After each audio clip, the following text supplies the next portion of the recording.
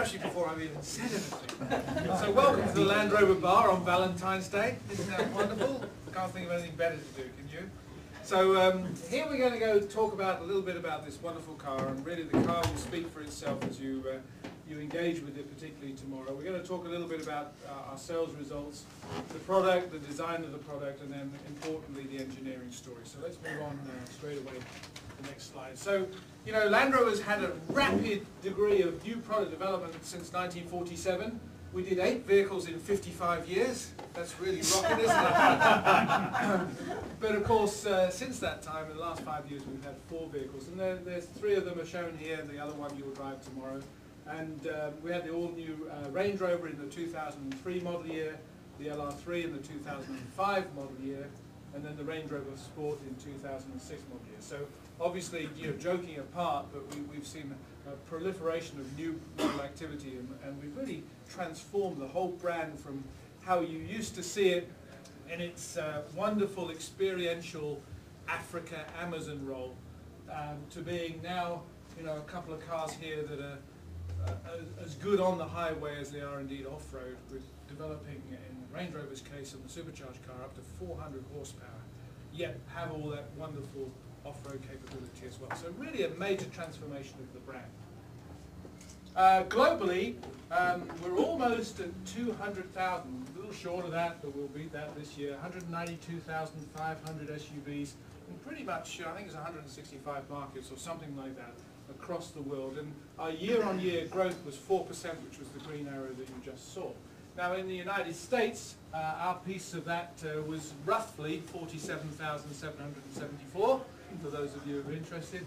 Up, but it's about 3.5% from last year. The 0.5 of the 3 is missing for those of you who are taking careful notes. So 3.5% up from last year. And actually at that level, now for the very first time in Land Rover's history, the US market is the biggest selling market for Land Rover. Obviously the UK has been so strong over all these years, and we picked them at the post, and we're very proud. Our whole team over here is very proud with that result. We've also been working at the retail level with our franchises. You know, we always had, 10 years ago now, we started with a very different model. Land Rover before Ford obviously acquired the company in 2000, but going back 10 years from now, Land Rover was tried to be something different, and a lot of credit to the previous management team who did that.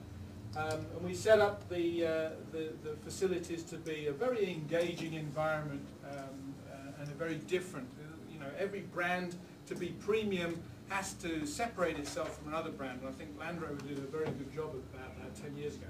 It's time now to refresh that, to modernize it. At the same time we've modernized our vehicles, as I've just shown you, it's time to modernize our retail facilities. We have 175 retailers across the United States. We have 90 standalone centers, and 37 now, obviously with the combination of Jaguar, have dual Jaguar and Land Rover facilities, and we are busy upgrading those facilities to match the cars that we're now selling. Here's LR2. We started with the website, which is the homepage, not the homepage, but a page that you see here. And we've had, to date, since we started making a noise on the website at the end of last year, over 1 million global visitors to the website. And from that, in the US, we've had 15,000 hand raisers already, before we're even communicating the car in terms of advertising and media space. All we're doing is creating a little bit of noise on the website. We've been to a few auto shows, as you know. The car has already launched in Europe ahead of us, so globally it's already out there. But it's very encouraging to see. These are hand raisers. These are people who want more specific information about the product. So we're very excited about that, and hopefully it'll give us a very fast start when we launch the vehicle. The one thing about LR2, of course, is you know, it is a Land Rover, and all Land Rovers, particularly the latest generation, do have what we call this breadth of capability.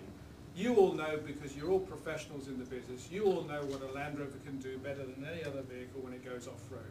But you know what, on an on-road dynamic, from an on-road dynamic point of view, it's also an extremely competent vehicle, all of them now. And the LR2 is our latest example of how we balance this on-road prowess with its off-road capability. There's a lot of feature in this car. You know, there are ways of selling vehicles where starting with a base car and adding options and this, that and the other.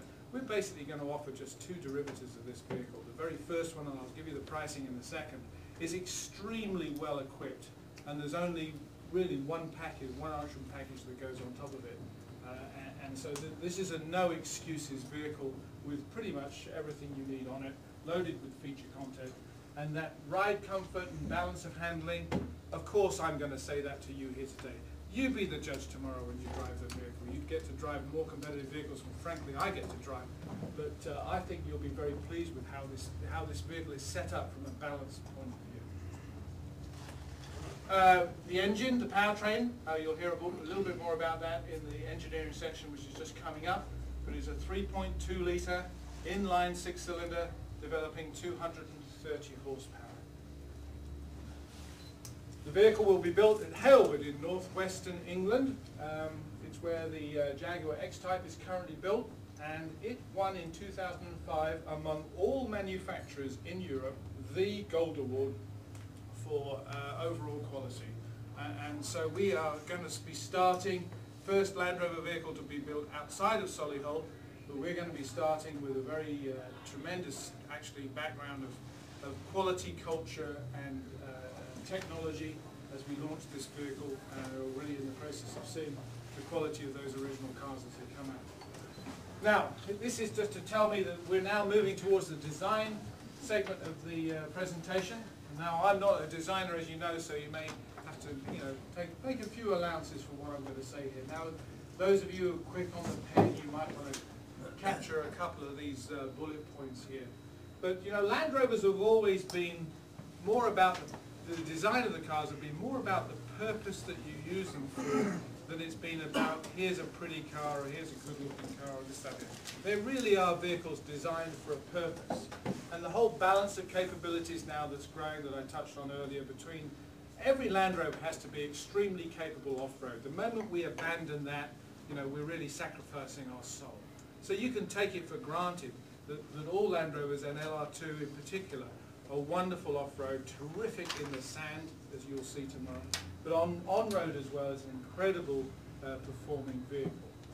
So we have to, however, when we're launching this vehicle, we're talking about where do customers come from? Who's going to be interested in this? Nobody's going to wake up in the morning and say, oh, I need an extra car. You're either going to trade something in or replace something, whatever.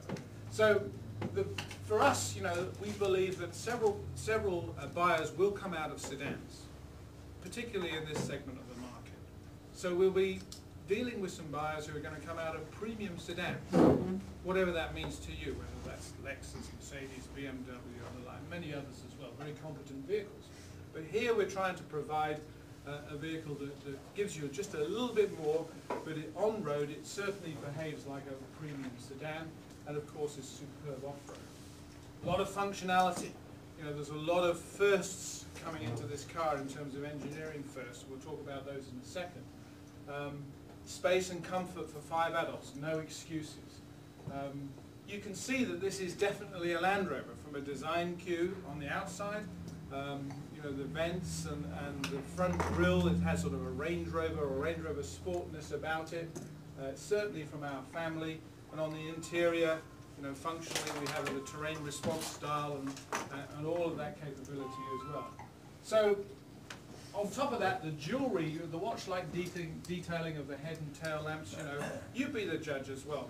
If you look very carefully at how the design of the vehicle comes to the fore, it's a very well done execution of some of the unique detailing on the outside. Talk about the grille and side vents.